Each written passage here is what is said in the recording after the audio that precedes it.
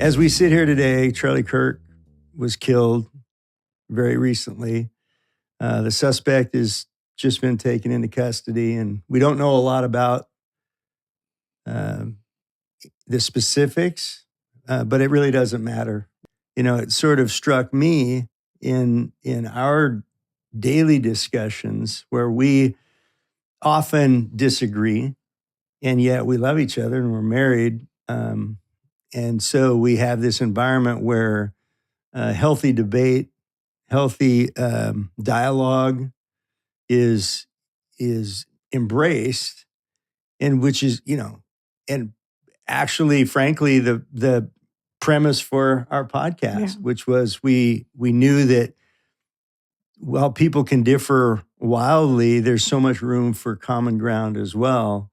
And we thought that the Bombardened would be an opportunity to demonstrate that for folks in a very polarized society. Yeah. It really hit me personally. This one, it did. It was so interesting because earlier that day, I had participated in a mental health forum, basically a statewide thing, kind of webinar style. And I had shared in context of a question that I was asked about basically what can we do? I talked about how we have to return to civil debate, that the echo chambers that we find ourselves in naturally, like social media style, but then also that we create, surrounding ourselves with like-minded people, members of the same team, right? And then the political silos, that breeds ignorance.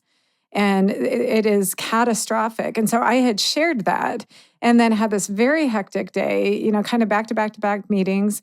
Finally, you were in the city too. We get in the car together and I pick up my personal phone for the first time, I think, that day. And a journalist had reached out with news of a vigil that night for Charlie Kirk. And I couldn't even, I know who Charlie is. I could not get my head around it. I just called him immediately and he was crying. And I was pleased to know that people showed up for those vigils from all across political perspectives and religious perspectives. And I've been happy to see some uniformity, I think, from elected saying you cannot have political violence. We cannot silence people that we disagree with. And I will tell you too, when I talked to my mom about it yesterday, she said, Amy, I get out of this job.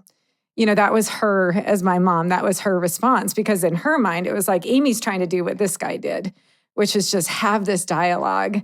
And she's at risk in so doing. And which, of course, I am not going to stop, being who I am. But well, I know you won't.